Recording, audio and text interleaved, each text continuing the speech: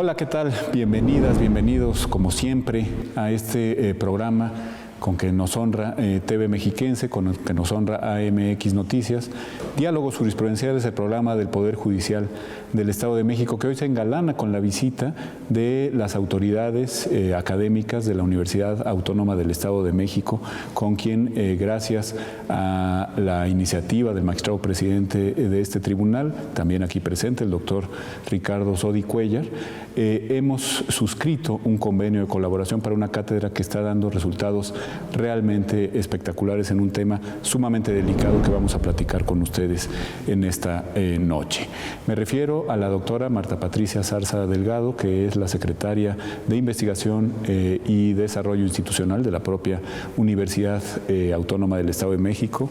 Muy querida doctora, bienvenida. Muchas gracias. Y a la doctora Diana Elisa González Calderón, que es la coordinadora de este importante proyecto por parte de la máxima casa de estudios mexiquense. Doctora, bienvenida. Muchas gracias. A esta que es su casa. Gracias. Y bueno, ya he presentado al magistrado presidente del Tribunal Superior de Justicia y presidente del Consejo de la Judicatura del Estado de México. Le volvemos a dar la bienvenida a este programa, que nunca mejor dicho es suyo. Doctor Sodi, bienvenido. Gracias, y bueno, yo sin más les preguntaría, doctora Zarza, ¿por dónde ha ido avanzando este interesante proyecto de investigación y para qué es?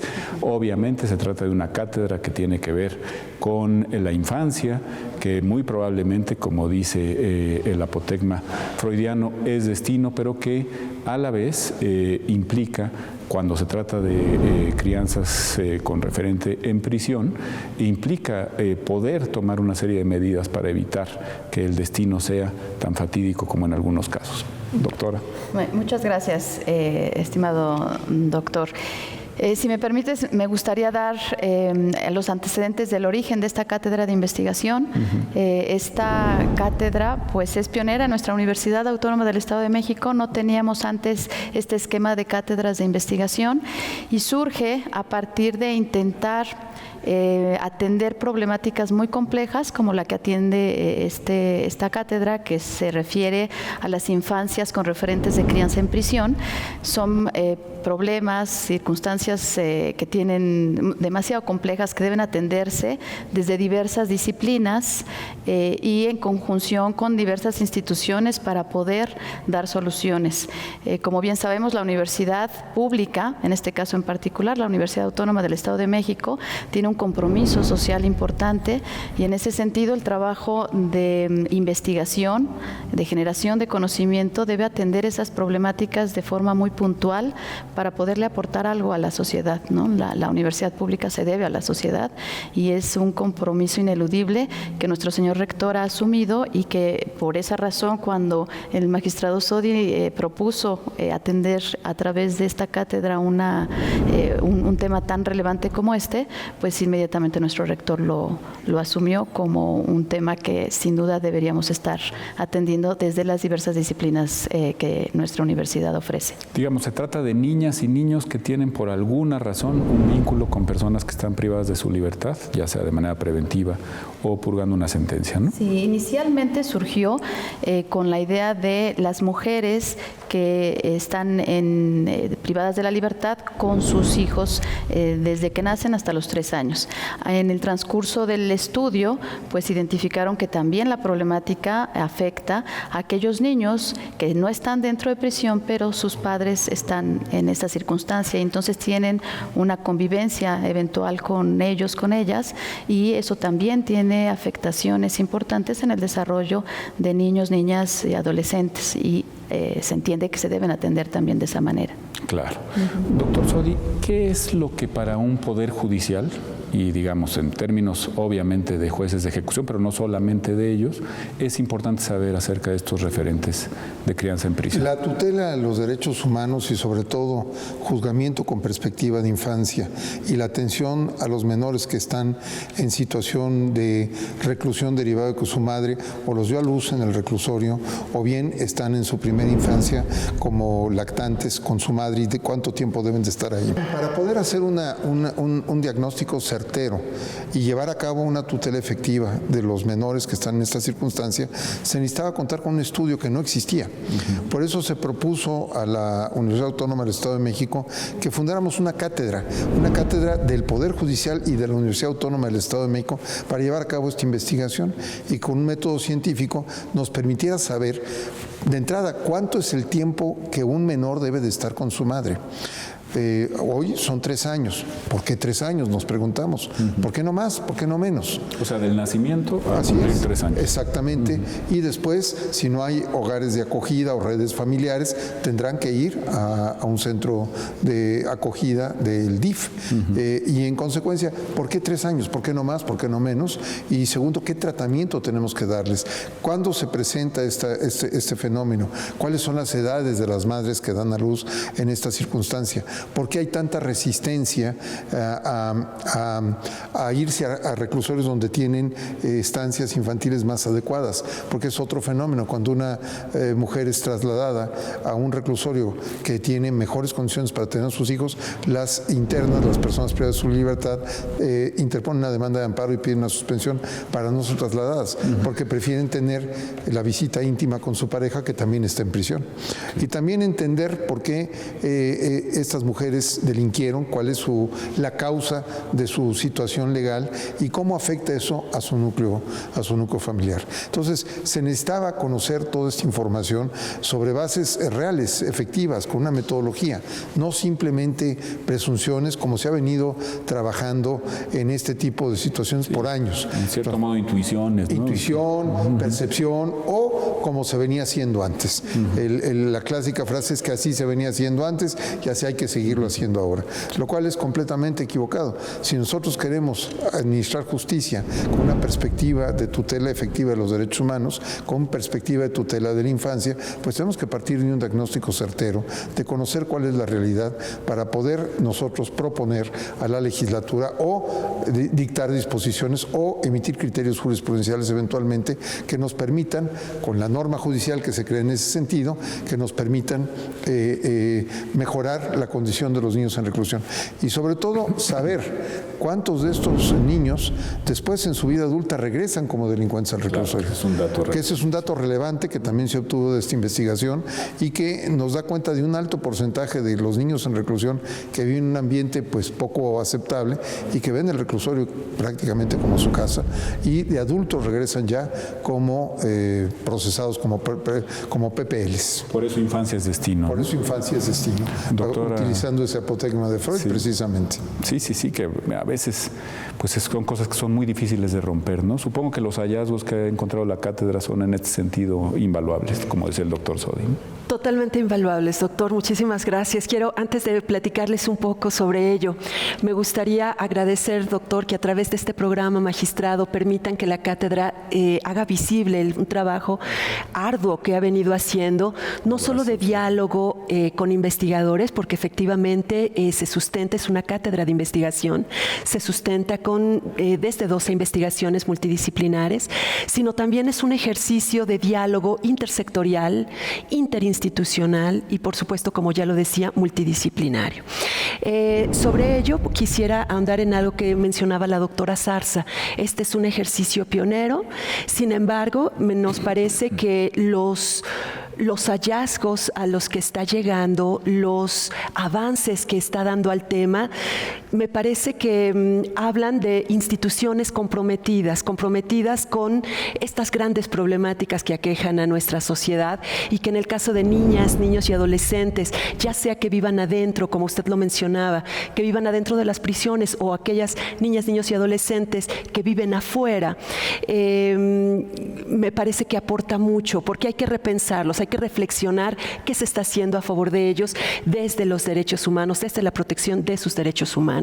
En este sentido, me parece que el papel del Poder Judicial es totalmente, es invaluable, es relevante en su aporte y en su preocupación por hacer esta observación a sus derechos humanos, principalmente por lo que compete a sus facultades.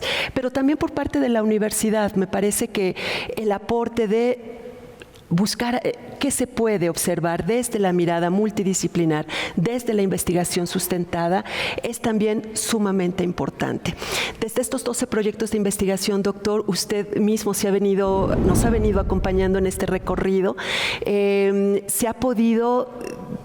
podido discutir en diferentes sesiones. Magistrado, ya en algún momento lo comentábamos con usted, trabajamos desde sesiones de discusión, sesiones de diálogo, como les llamamos, desde la investigación, desde asociaciones civiles que nos acompañan a estas reflexiones, también desde instancias de gobierno que tienen que ver con la temática y que se sientan a hablarnos también de cuál es esa perspectiva, desde dónde observan ellos la temática.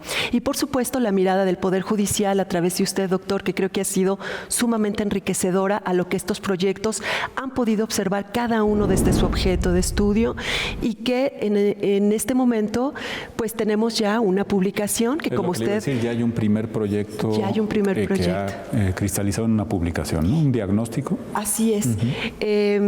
Los proyectos de investigación estarán haciéndose visible muy pronto a través de publicaciones donde se mostrarán estos hallazgos, pero sí, efectivamente, magistrado, lo que usted tiene, ya lo decía usted, ya lo avanzaba usted, son datos importantes y que dotan de valor al trabajo que hemos venido haciendo y a esta iniciativa que usted y el señor rector encabezan. Una de las problemáticas que identificamos al iniciar el trabajo sobre el tema tiene que ver con la ausencia de datos certeros desde el Estado de México. Efectivamente, había una intención por indagar qué pasaba dentro de los centros penitenciarios, y desde estos diálogos descubrimos que el tema incluso rebasa lo que ocurre a los centros penitenciarios. Importa también saber qué pasa en el afuera con esas niñas, niños y adolescentes que tienen un referente adulto privado de la libertad. Si le parece, volvemos con eso, si les parece, doctor, a la vuelta del corte. Hay ahí una cápsula muy interesante que ustedes van a ver en relación con cómo se ha desarrollado esta cátedra desde hace ya 2 años y medio. Sí, en fin, volvemos, véanla, y aquí regresamos con esta interesantísima discusión. No se vayan.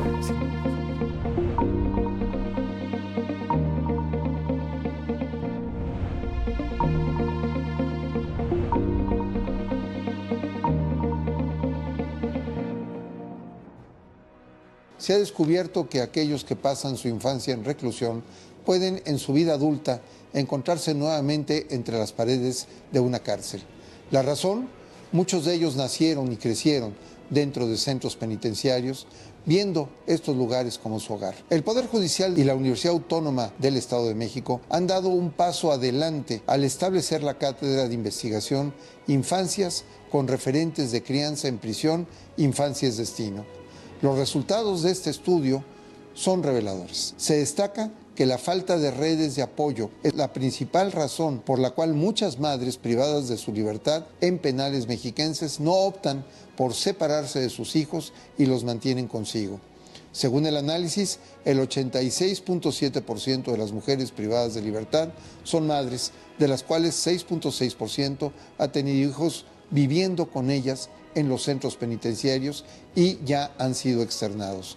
Sorprendentemente, el 66% tenía a sus hijos presentes en el momento de su detención. Los datos recabados en este estudio, que explora la intersección entre maternidad y prisión, también revelaron que el 12.2% de las mujeres estuvo embarazada durante su reclusión. Se encontró que el 21.5% de las mujeres declaró que el padre de sus hijos también está privado de la libertad. En cuanto al cuidado de los menores fuera de los centros penitenciarios, se observó que los abuelos en un 49.6% asumen principalmente esta responsabilidad, seguidos por el padre en 16.9% y otros familiares en 25.1%.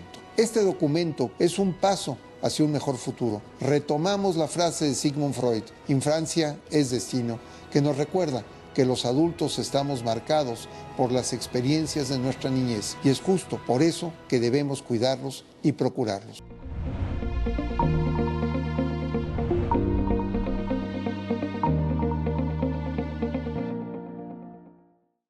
Ante un conflicto puedes sentirte como una hoja en blanco. Hay días que te arrugas. Otros que te rompes. O te enciendes. Pero si con voluntad decides dialogar, empatizar y conciliar, también podrás volar. Existe otra forma de resolver conflictos, la justicia alternativa. Acércate al Centro Estatal de Mediación, Conciliación y Justicia Restaurativa, de manera presencial o en línea. centromediacion.pjdmex.gov.mx. Poder Judicial del Estado de México, calidad humana al servicio de la justicia.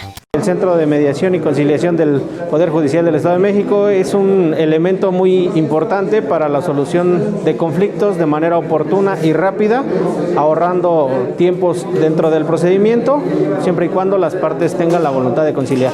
El consejo que les doy a la población del Estado de México, a mis compañeros abogados litigantes, es que se acerquen al Centro de Mediación para ahorrar tiempos y esfuerzos. Ante un conflicto puedes sentirte como una hoja en blanco. Hay días que te arrugas. Otros que te rompes. O te enciendes. Pero si con voluntad decides dialogar, empatizar y conciliar, también podrás volar. Existe otra forma de resolver conflictos, la justicia alternativa. Acércate al Centro Estatal de Mediación, Conciliación y Justicia Restaurativa, de manera presencial o en línea. centromediacion.pjdmex.gov.mx. Poder Judicial del Estado de México, calidad humana al servicio de la justicia.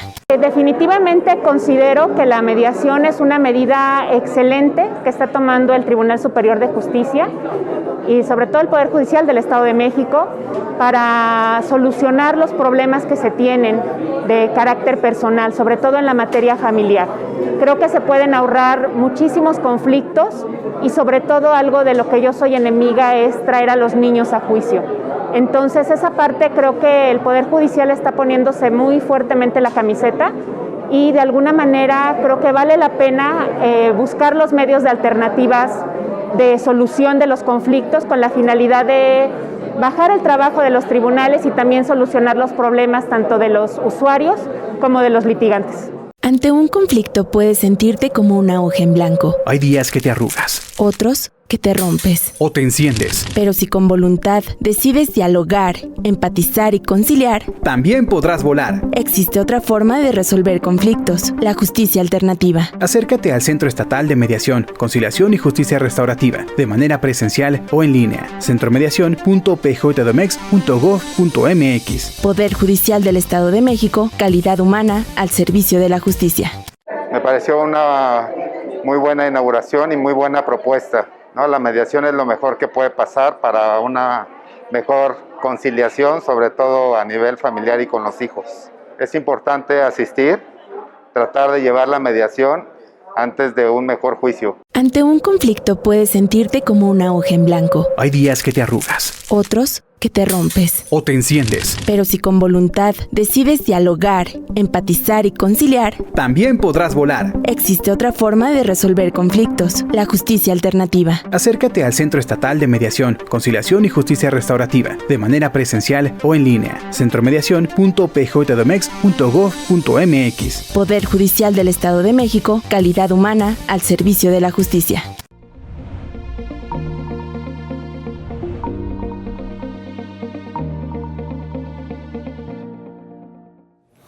Bien, volvemos. Ya han visto ustedes cómo se han desarrollado algunas sesiones de esta importante cátedra Infancia es Destino, infancias con referentes de crianza en prisión que desarrolla el Poder Judicial del Estado de México en una coordinación académica de alto calado, como nos decía la doctora Zarza, inédita, con la Universidad Autónoma del Estado de México, lo cual para nosotros es un gran honor. Y precisamente hablábamos de no solamente las criaturas que pasan sus primeros 3 años de vida, doctor Sodi, en reclusión, sino lo que, como nos decía la doctora González Calderón, ocurre cuando o tienen que salir o por alguna razón están fuera desde siempre, pero al final de cuentas el referente de crianza, es decir, su madre y muchas veces también su padre, están privados de su libertad. Y ahí hay algo que hay que hacer con políticas públicas. Claro, por supuesto, porque ¿qué sucede? Y eso ya no se visualizaba antes de esta cátedra de investigación. ¿Qué pasaba cuando los niños eran externados? ¿Qué pasaba o qué sucede con ese choque emocional que tiene la madre y el hijo? ¿Cómo se puede medir? ¿Cuál es el impacto que tiene en la formación del menor? Y posteriormente, si no hay una red familiar de acogida, ¿hacia dónde se va el menor? Claro. Y además del trauma de perder la cercanía de su madre, después ir a un albergue público, que también ha de ser un trauma similar, y eso, el impacto no lo medimos, no lo sabemos. Es más, el Poder Judicial se desentendía en ese momento. Y ya no era un tema del Poder Judicial, es un tema del DIF o de otras instituciones. Y yo creo que no. Yo creo que el Poder Judicial tiene que tener ese paraguas vigilante de todo eso que pasa. Que eso es lo que se busca con la Ley Nacional de Ejecución Penal, ¿no? Así es. Es decir, que el Poder Judicial se haga cargo de una serie de responsabilidades. En un aspecto integral, cosa que antes se omitía. Ya lo que pasaba era administrativo. Yo creo que ahora todo eso tiene que estar bajo la supervisión judicial y tiene que estar bajo la tutela judicial. Y por eso necesitamos parámetros, necesitamos investigación, necesitamos conocer qué es lo que pasa.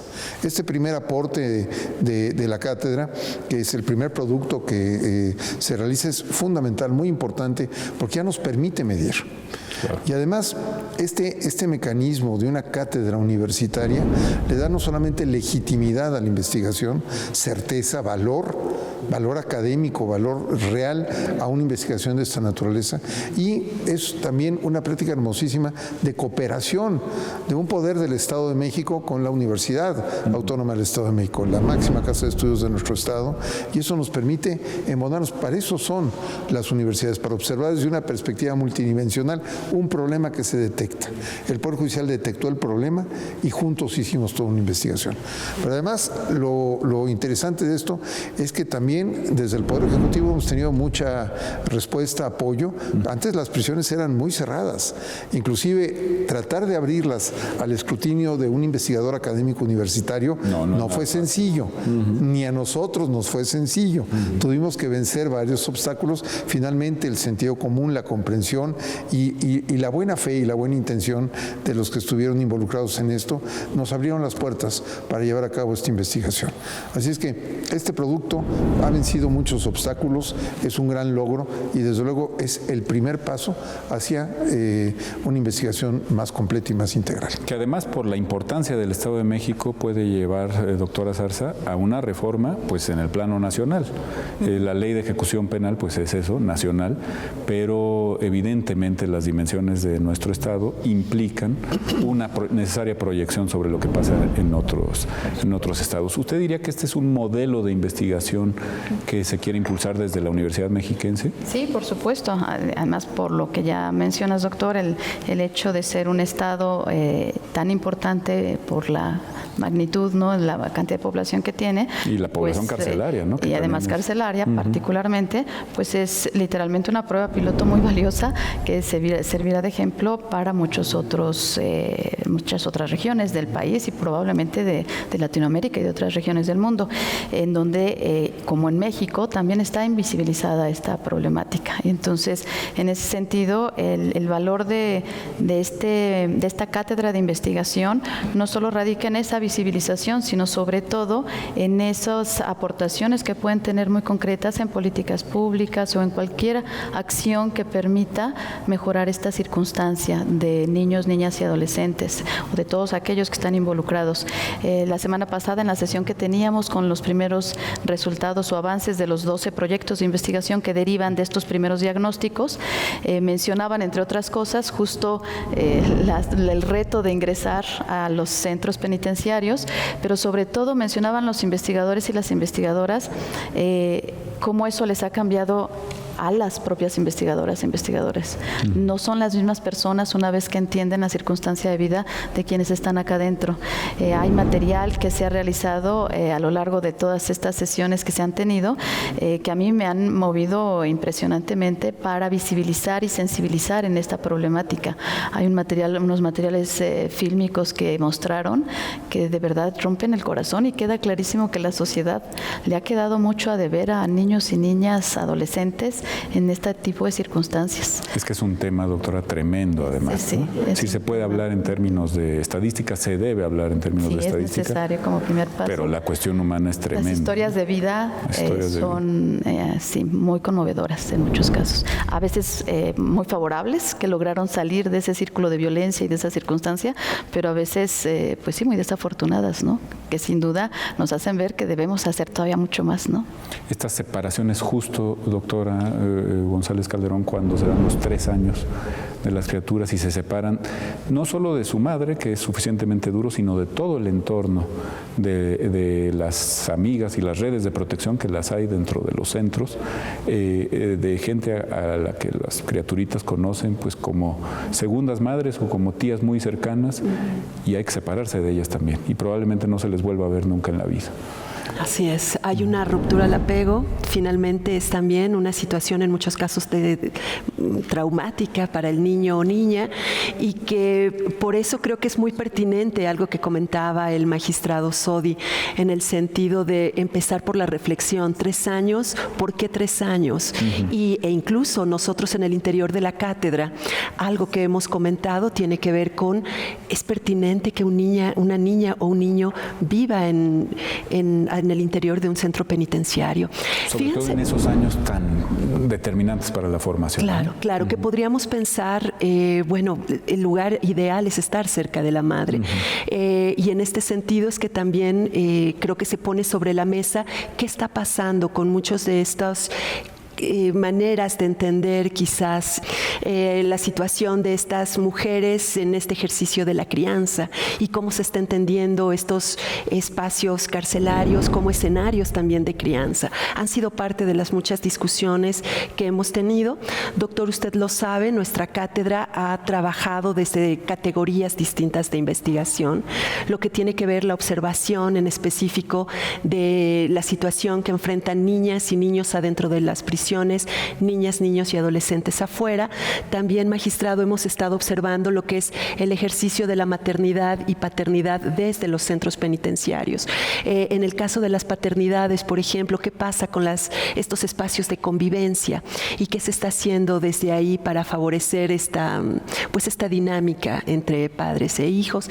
Eso es todavía una dificultad adicional. Por supuesto, por supuesto. Y nuestra última categoría de estudio fue reflexionar sobre los centros penitenciarios como escenarios de crianza y, por supuesto, reinserción. Entonces, como ve, magistrado, doctora Zarza, creo que desde todo este panorama, desde todo este escenario, la cátedra está abriendo, me parece que nuevas líneas incluso para el análisis, para la discusión, para la reflexión institucional y su incidencia. Creemos, doctor, usted lo sabe, creemos que estamos tocando apenas una punta de un gran problema, de una gran temática que por supuesto amerita seguir observándose. Hay aquí, magistrado presidente, también una discusión que no podemos obviar, que tiene que ver con la prisión cautelar, con la prisión preventiva. Es decir, hasta qué punto es benéfico que una madre, en concreto, que además se presume, su inocencia se presume, deba pasar esperando sentencia, tiempo ya sea separada de sus hijos o con los hijos más pequeñitos junto a ella. Bueno, es el gran tema de la agenda nacional hoy precisamente, en el sentido que la prisión oficiosa creo que ya debe ser algo que debemos de desterrar de nuestro diccionario jurídico, de nuestra práctica jurídica. Sí es necesaria la prisión preventiva justificada cuando se acredite la necesidad de cautela. Es decir, cuando haya peligro para la víctima o la investigación del hecho delictuoso, cuando haya peligro de sustracción y evasión de la acción de la justicia, o cuando no se puedan garantizar las condiciones de presentación del justiciable ante los órganos jurisdiccionales. En esos casos sí es conveniente la prisión justificada, pero deben de ser los menos casos y debe ser justificado plenamente en todos sentidos. Y eso no significa que mañana se vayan libres todas las personas que están sujetas a prisión preventiva. No, significa que en un momento determinado la autoridad tendrá que justificar la permanencia de esa medida cautelar. Uno de los temas que seguramente abonarán a la discusión es el resultado de la cátedra. ¿Qué tan conveniente es o qué categoría debemos de agregar a estas tres que mencioné, probablemente tratándose de mujeres gestantes o mujeres con niños recién nacidos, que si es una categoría adicional que debamos de considerar o no? Esto no se considera actualmente, simplemente no está en el radar judicial para conceder o negar la prisión preventiva justificada. Y yo creo que con esta información podemos establecer una categoría más para que los jueces al momento de determinar puedan establecer si eso es también una condicionante para justificar una medida cautelar diferente. Un brazalete, un arraigo domiciliario, una medida cautelar económica, en fin, cualquier otro esquema. Y también porque no solamente estamos afectando a la persona privada de su libertad justiciable, que es probable comisora de un delito, probable todavía, como dice, le asiste la presunción de inocencia, sino su entorno, a sus hijos, que ellos no tienen por qué resentir esta situación, porque los pecados de los padres no deben de trascender a los hijos en forma alguna. En consecuencia, creo que esta cátedra va a aportar también un nuevo criterio para que la autoridad jurisdiccional pueda determinar la pertinencia o no de una prisión justificada atendiendo estas circunstancias. Y sobre todo, ahora que está en discusión ese tema en el ámbito nacional, creo que es muy pertinente que esta pregunta también se haga, y el aporte que haga la cátedra de investigación al respecto seguramente va a determinar inclusive hasta criterios jurisprudenciales por parte de nuestro tribunal. Pues más claro ni el agua. Volvemos, no se vayan, en el gran tema de la agenda nacional, como ha dicho el doctor Sodi.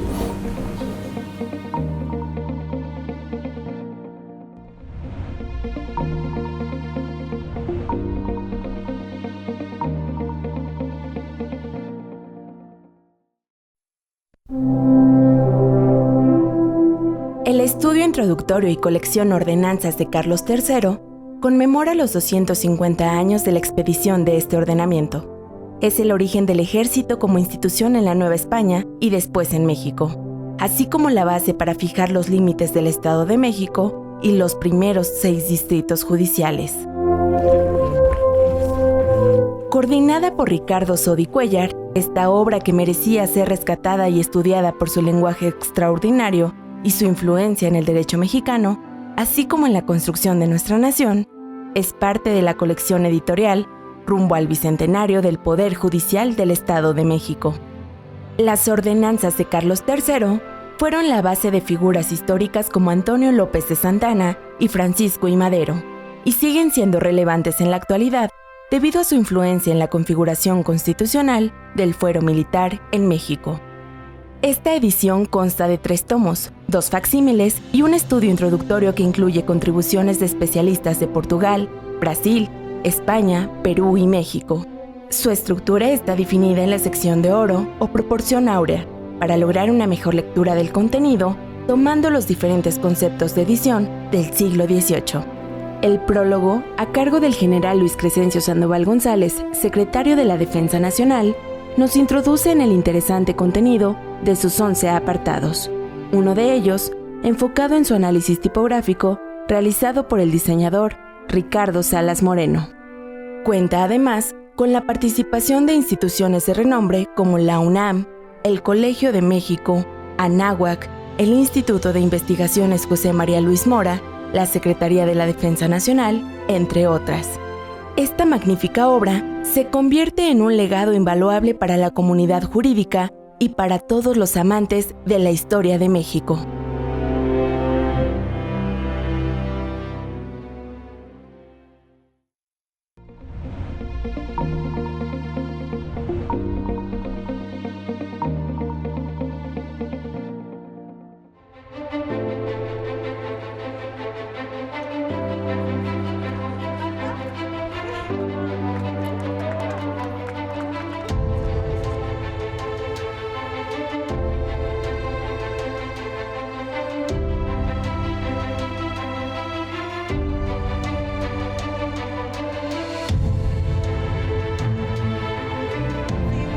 Gracias.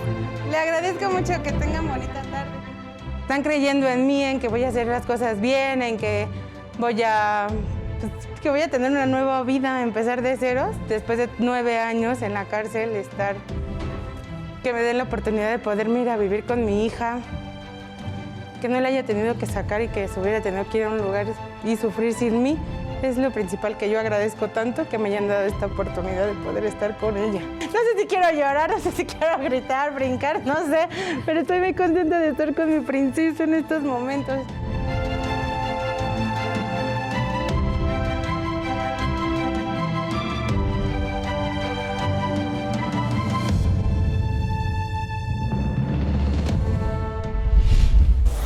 Bien, volvemos. Estamos hablando de este tema interesantísimo, pero además importantísimo, de la mayor relevancia para múltiples personas que se ven sometidas, no solo sujetas, sino sometidas a una relación que tenga algo que ver con una persona que ha sido privada de su libertad por cualquier motivo, incluso cautelarmente. Y no me resisto a continuar un poquito con este tema, doctor Sodi, porque creo que sí es muy relevante lo que usted ha subrayado. Con este tipo de datos podríamos empezar a hablar de medidas cautelares que estén realmente justificadas y no causen un mayor mal a todo el entorno de quien está siendo procesado. Y eso es algo que el discurso muchas veces pierde de vista, ¿no?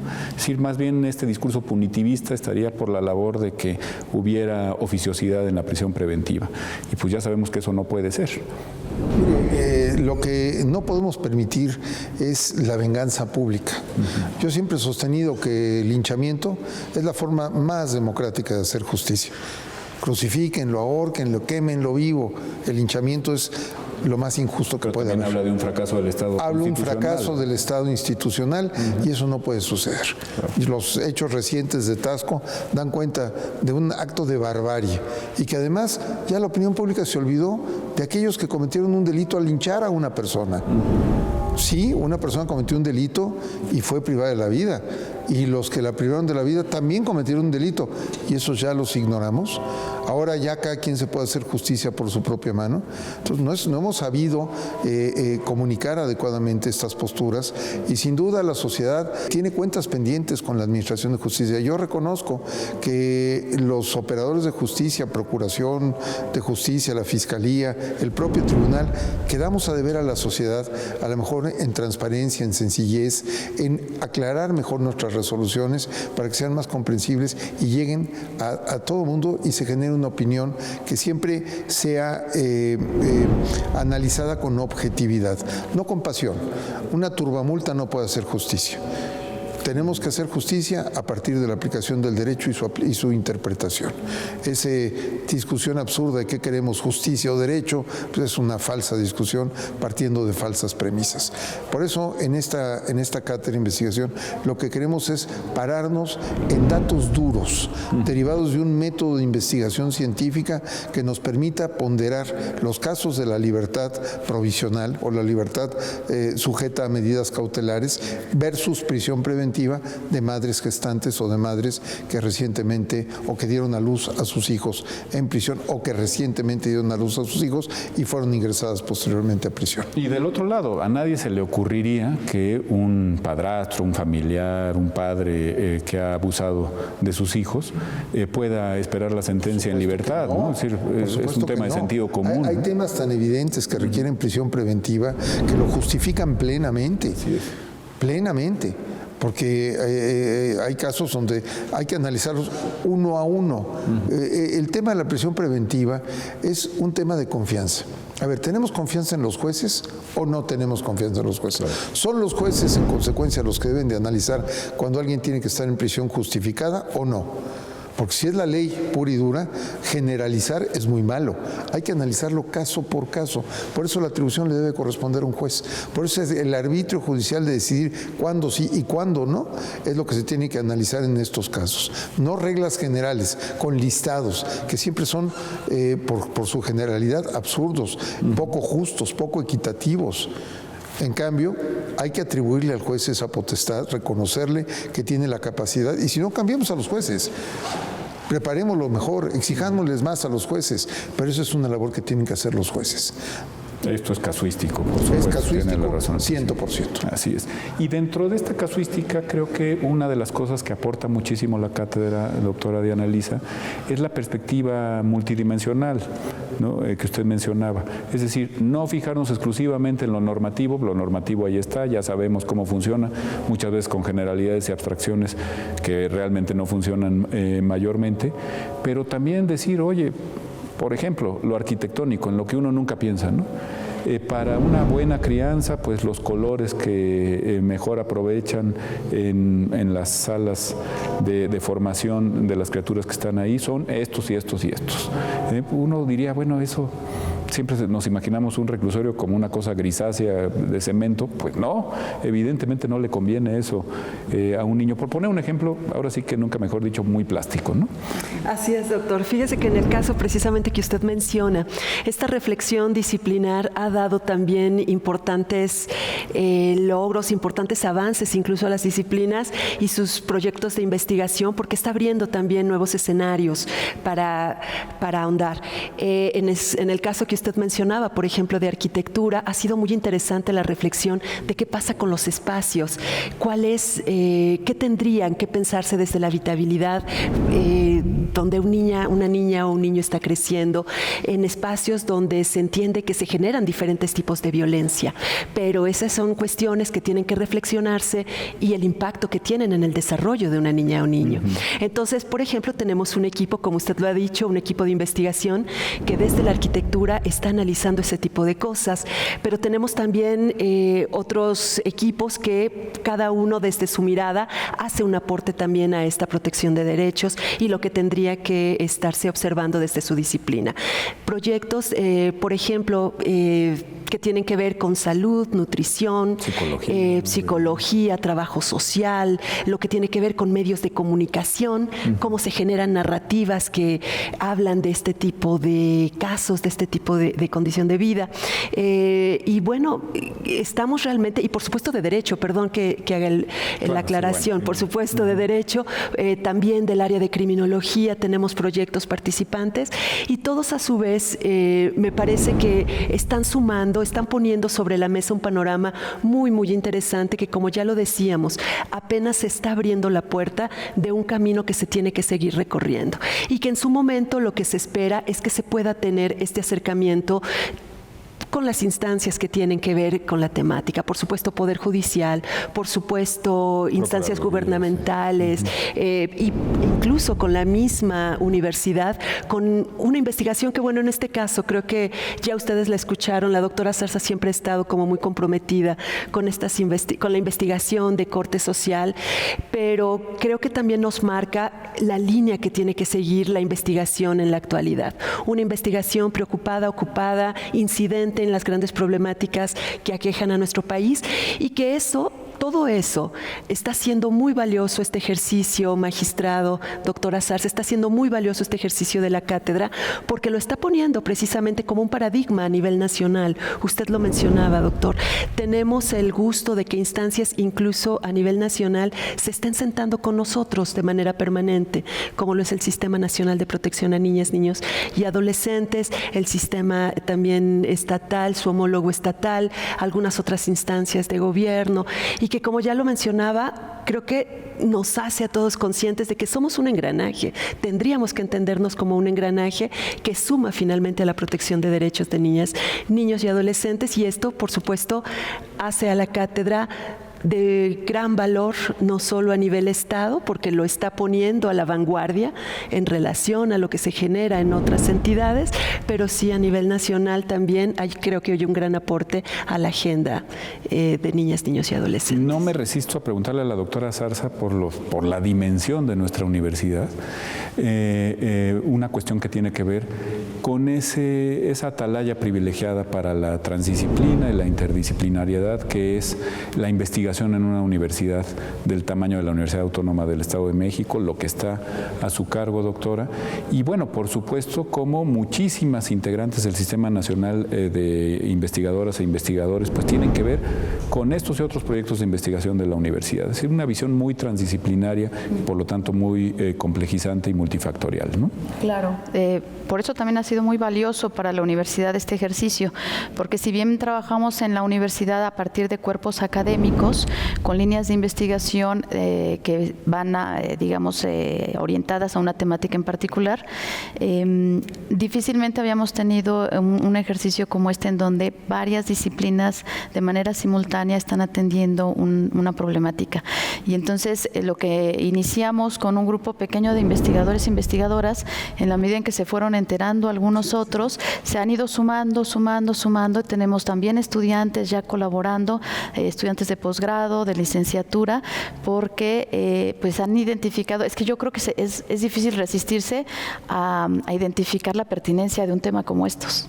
¿Quién no se conmueve al pensar que un niño recién nacido y 3 años tenga que estar en una prisión, cuando, como decíamos, no tendría por qué estar ahí, no hay ninguna razón para? Entonces, en el momento que identifican ese tema y desde su visión disciplinar claramente ven que podrían aportar algo, se han sumado muy fácilmente, y eso ha hecho que se genere otra cátedra más, y entonces empieza a ser una sinergia ya con otras temáticas, la mayoría de corte social, pero está empezando a generarse esa tendencia dentro de la universidad de un trabajo colaborativo multidisciplinar y de conjunción de esfuerzos con diversas instituciones, que eso también es muy valioso.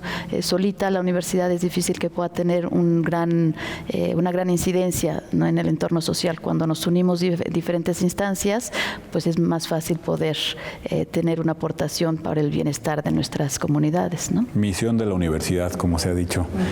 Como dijo el clásico, bueno, precisamente profesionistas más conscientes y mejor formadas y formados en lo que se refiere a el factor humano, el factor humanístico, realizando tesis de posgrado, tesis profesionales que tengan que ver con un tema tan limítrofe respecto de la condición humana como es este que hemos platicado y que tiene que ver con infancia, que muchas veces se convierte en destino. Volvemos, no se vayan.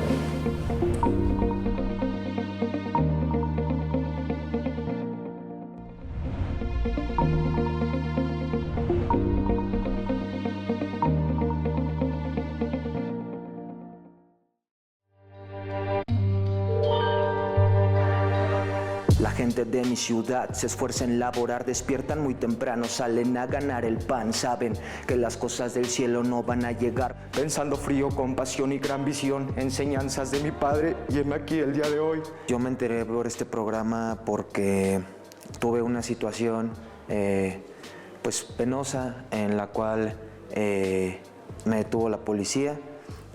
Yo, por medio del juez de control, fue que me enteré del Tribunal de Tratamiento de Adicciones y decidí optar por este apoyo que está brindando el Poder Judicial, porque quiero corregir mi vida, quiero vivir más tranquilo, quiero estar bien, y es un apoyo que yo he encontrado dentro de este programa que me ha mantenido pues con esa fuerza de voluntad que a veces necesitamos para seguir adelante y para estar bien.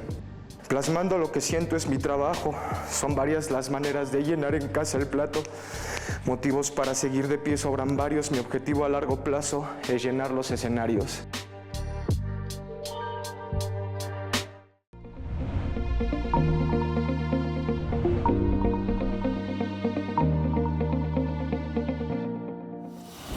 Bien, volvemos desgraciadamente al último segmento de nuestro programa, pues un programa infinito de enormes posibilidades en cuanto al análisis de una cuestión, como decíamos hace rato, limítrofe de la condición humana, como son estos referentes de crianza en prisión que afectan a tanta población infantil y que después tiene, como vamos a platicar en este último segmento, muchas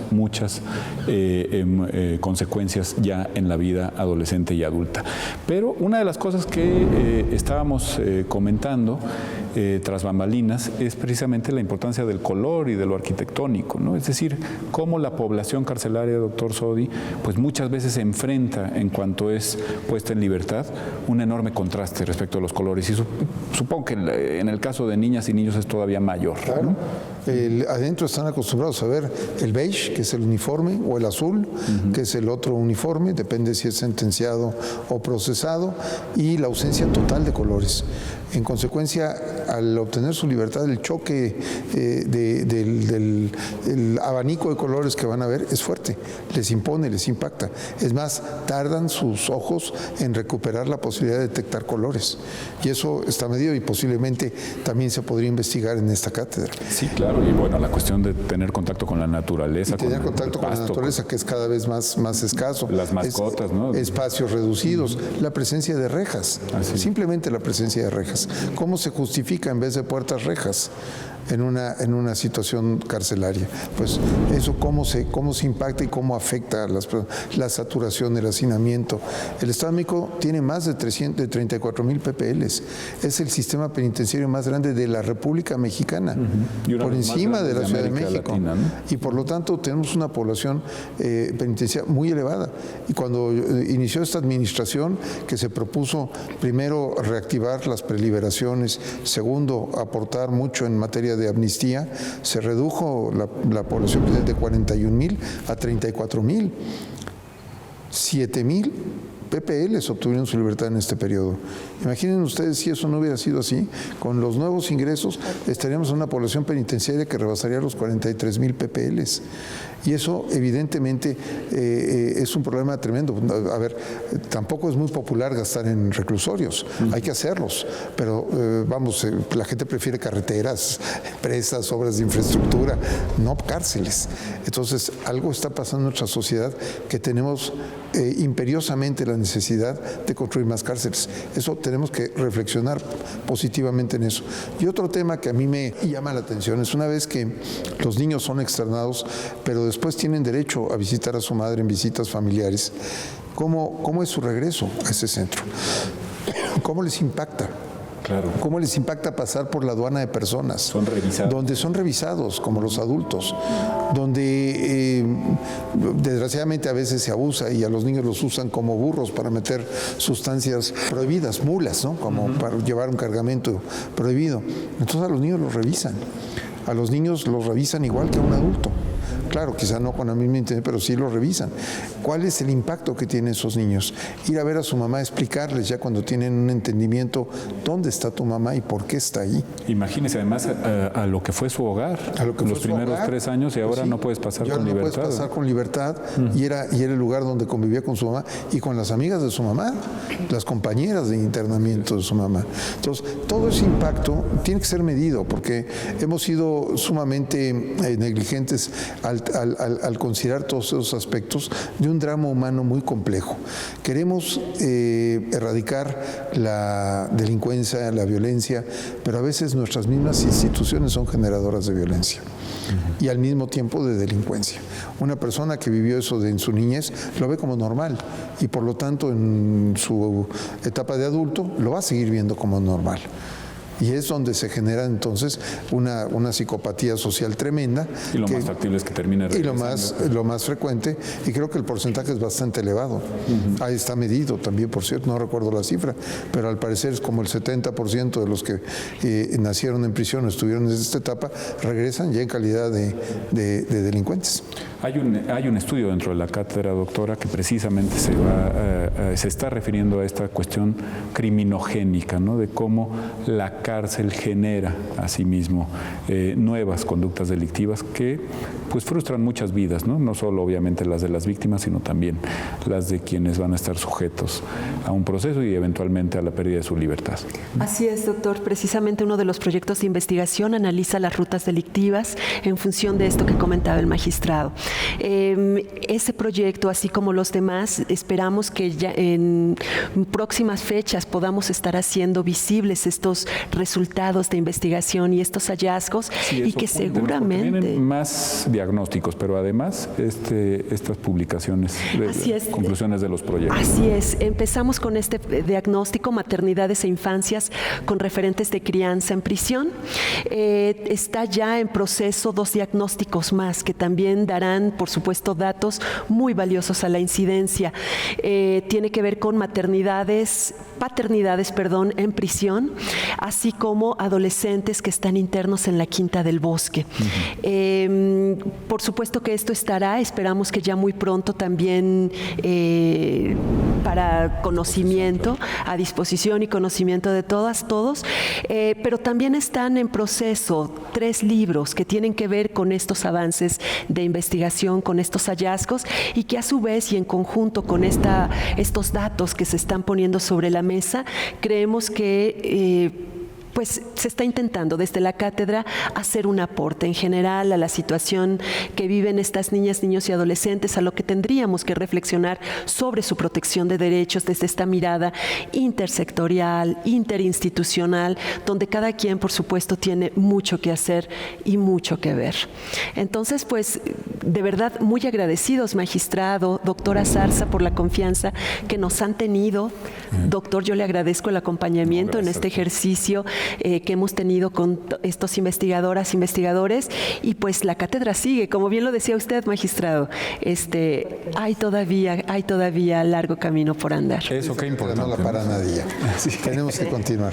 Qué importante, doctora Zarza, precisamente esa continuidad de políticas públicas que trasciendan administraciones y que claramente tomen un cauce de beneficio desde la investigación y desde la universidad, pero también desde los poderes del Estado, a la población más vulnerable, ¿no? A la población más vulnerable.